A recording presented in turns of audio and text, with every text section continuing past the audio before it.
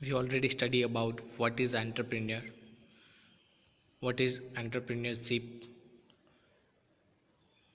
what is intrapreneurship, what is self employment, અને આ બધા વચ્ચે આપણે મેજર જે ડિફરન્સ આવતા હતા એ પણ જોયા. હવે જે જોવાનું છે આપણે scope and challenges of entrepreneur. તો પહેલાં સ્કોપ ધ્યાનમાં લઈશું કે what is the scope of entrepreneur. તો એન્ટરપ્રિન્યોરશિપ પ્રાઇમરીલી આપણે ખબર હોવી જોઈએ કે શેની સાથે સંકળાયેલી છે. It concern with enterprising culture and business. કલ્ચરની સાથે બિઝનેસમાં એન્ટરપ્રાઇઝ એક પોતાની એક ઓળખ ઊભી કરવી, પોતાનું એક ઓર્ગેનાઇઝેશન તૈયાર કરવું, એ છે એન્ટરપ્રિન્યોર. તો generally entrepreneur make a modest investment in small activities.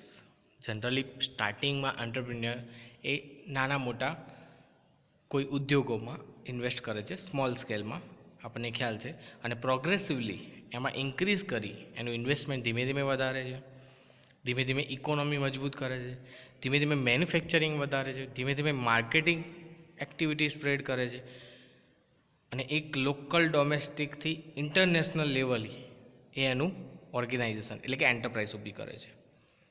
એટલે એ સ્પ્રેડ પહેલાં સ્ટાર્ટિંગમાં એ નાના પાયે the increasing manufacturing marketing activity spread in local area, એ ડોમેસ્ટિક એરિયામાં, and then it spread beyond the nation, અને નેશનની બહાર પણ એને ફેલાવવા પૂરેપૂરો પ્રયત્ન કરશે.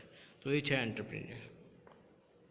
ગ્લોબલ રીચ સુધી પહોંચી બી જઈ શકે છે. આ બધા એના સ્કોપ છે, ઘણા બધા સ્કોપ છે, એવું કંઈ નહીં. It also spread beyond the nation and from establishing foreign branch, foreign industry, foreign કંપનીઝમાં પણ એ પરિણમે છે, મલ્ટીનેશનલ કંપનીઝમાં પરિણમે છે, જે નાના ફોર્મમાં એક મામૂલી ઉદ્યોગ શરૂ કર્યો હતો. એટલે the global reach of entrepreneur may also be in the form export and tie up with foreign company. જો મોટું ઓર્ગેનાઇઝ હોય તો ફોરેન કંપની સાથે ટાઈઅપ પણ કરી શકે છે. આ બધા એના સ્કોપ છે. આપણને ખ્યાલ છે કે ઉદ્યોગોમાં જે લિબર્ટી છે ક્યારથી મળી આપણને પોલિસીમાં, ગવર્મેન્ટ ઓફ ઇન્ડિયા આફ્ટર 1991 પછી ગ્લોબલાઇઝ થયું એ ઇન્ડિયા 1991થી થયું. એટલે એકચ્યુઅલી તો આપણે આઝાદ 1991થી થયા, કોમ્પિટિશન 1991થી આપવાનું શરૂ કર્યું. તો the flow of capital across the boundary has open up gate of the domestic entrepreneur. એટલે કે હવે એન્ટરપ્રિન્યોરને કોઈ સીમાઓ રોકી શકતી નથી to develop its organization all over the world or in other country also. ખ્યાલ આવે છે? ઓલ ઓવર વર્લ્ડમાં બીજી દેશમાં પણ એને એનું ઓર્ગેનાઇઝેશન ફેલાવતા કોઈ રોકી શકશે નહીં. The entrepreneur decision of establishing business unit is a risky decision. It comes further risk when global operation are develop. એટલે એમાં રિસ્ક પણ છે, એ આપણે આગળ જોઈશું, અને રિટર્ન પણ છે. ખ્યાલ આવે છે? એ ધીમે ધીમે આગળ જોઈશું. એટલે જનરલી એન્ટરપ્રિન્યોરના સ્કોપમાં આપણે એવું કહી શકીએ કે એન્ટરપ્રિન્યોર સ્મોલ સ્કેલ બિઝનેસથી ચાલુ કરે છે, જેમાં ગુડ સ્કોપ હોય, એનો ગ્રોથ સારો હોય, અને એની એન્ટરપ્રિન્યોર એક્ટિવિટી એ શરૂઆતમાં એક સ્મોલ લેવલે સ્મોલ ઇન્વેસ્ટમેન્ટમાં સ્મોલ ગ્રોથ સાથે હોય છે. And entrepreneur has good opportunity and vast scope in selling service rather then manufacturing a product. આનો મતલબ સમજો. હવે કંઈ બધી જ કંપનીઓ મેન્યુફેક્ચરિંગ કરીને ચાલવી એવું જરૂરી નથી, અમુક સર્વિસથી પણ ચાલે છે. ઘણી કંપની છે આવી, તમે જોઈ લો કાર્ગો મોટર્સ, એ જે છે એ ટાટાની પ્રોડક્ટ વેચે છે, મતલબ ટાટાના ઓટોમોબાઈલ્સ વેચે છે, તો એ ખાલી સર્વિસ સાથે સંકળાયેલી છે, એનું ટાઈઅપ હોય ટાટા જોડે ડાયરેક્ટ, પણ જે મેન સર્વિસનું હેન્ડલિંગ કોના દ્વારા થાય છે? કાર્ગો મોટર્સ દ્વારા.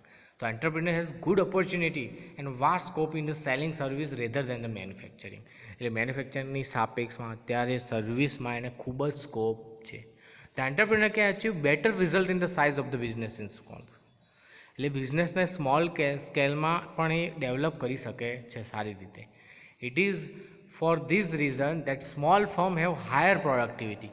જેટલું નાનું ફર્મ હશે એટલું વધારે ધ્યાન રાખી શકે બધી વસ્તુનું, વધુ સારી રીતે કંટ્રોલાઇઝ કરી શકે, વધુ સારી રીતે પ્રોડક્ટિવિટી મેન્ટેન કરી શકે. એથી એની પ્રોડક્ટિવિટી ઓટોમેટિક શું થવાની છે? ઇન્ક્રીઝ થવાની છે. And greater efficiency and lower labour turnover. Efficiency પર કેવી રહેવાની? હાઈ.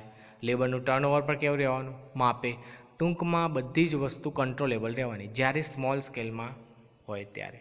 તો એન્ટરપ્રિન્યોરના બધા સ્કોપ છે, ઘણા સ્કોપ છે. The scope for entrepreneurial activity in small business sector can broadly be classified. Small business સેક્ટરમાં આ એન્ટરપ્રિન્યોરના આ સ્કોપ છે એ 3 ભાગમાં વહેંચેલા છે: industrial sector, agriculture and allied industrial sector, service sector. હવે ડોમેસ્ટિક લેવલ પણ હોઈ શકે છે આ, અને ગ્લોબલ લેવલ પણ હોઈ શકે છે, એ ડિપેન્ડ છે એના પર. હવે એમાંની પહેલું સેક્ટર જોઈએ, ઇન્ડસ્ટ્રીયલ સેક્ટર. તો small scale industry company and important place in the industrial sector. નાનું એવું ઉત્પાદન ફર્મ એ એન્ટરપ્રિન્યોર લેવલે એ ખૂબ જ ઇમ્પોર્ટન્ટ ઇન્ડસ્ટ્રીયલ સેક્ટર છે. મતલબ તમારી પાસે કોઈ પ્રોડક્ટ છે તો પહેલાં એને નાના લેવલે શરૂઆત કરો. They have contributed over 40% in the gross industrial production in the 1998. મતલબ કે 1998માં ટોટલ જે પ્રોડક્શન થાય છે એનું 40% પ્રોડક્શન આવા નાના મેન્યુફેક્ચરિંગ ઇન્ડસ્ટ્રી, આવા નાના ફર્મ જે એ છે એમાં સંકળાયેલા છે. હવે તમે જીઆઈડીસી જોઈએ છે આજુબાજુમાં, તો એ જીઆઈડીસીમાં મોટી કંપની 1 કે 2 જ હશે, બાકી બધા જ શું હશે, આવા નાના ફર્મ. તો એ પોતે પણ એક એન્ટરપ્રિન્યોર જ છે. એમને ભલે શરૂઆત હજુ કર્યું છે એટલે સ્મોલ સ્કેલમાં હોય, સ્મોલ ઇન્વેસ્ટમેન્ટ હોય, સ્મોલ મેન્યુફેક્ચરિંગ હોય, સ્મોલ પાયાનો ભાગ ભજતો હોય, પણ એ વસ્તુ તો શું જ છે, એન્ડ એ વસ્તુ તો એ જ છે કે તમારે શું કરવું છે, એન્ટરપ્રિન્યોર બનવું છે, સ્વતંત્ર એક વિચાર રજૂ કરવું છે, સ્વતંત્ર એક ઓર્ગેનાઇઝેશન ઊભું કરવું છે. એટલે 1998માં ટોટલ જે પ્રોડક્શન મેન્યુફેક્ચરિંગ થાય છે એમાં 40% ભાગ આવા નાની ઇન્ડસ્ટ્રીનો હતો કે જે સ્મોલ સ્કેલમાં છે. કેવા સ્કેલમાં છે? સ્મોલ. હવે તમે કહેશો સ્મોલ સ્કેલ ઇન્ડસ્ટ્રીઝ એટલે જેમાં ઓછો લેબર વર્ક હોય, જેનું ટોટલ કંટ્રોલ એન્ટરપ્રિન્યોર એક સાથે કરી શકતું હોય, જેને કોઈ અલગથી એની સબ બ્રાન્ચીસ કે એવું ડિફાઇન કરવાની જરૂર રહેતી નથી, કારણ કે નાનું ફોર્મ છે. Small scale industry, the basic objective underlying the development of small scale are the increase in the supply of manufactured goods.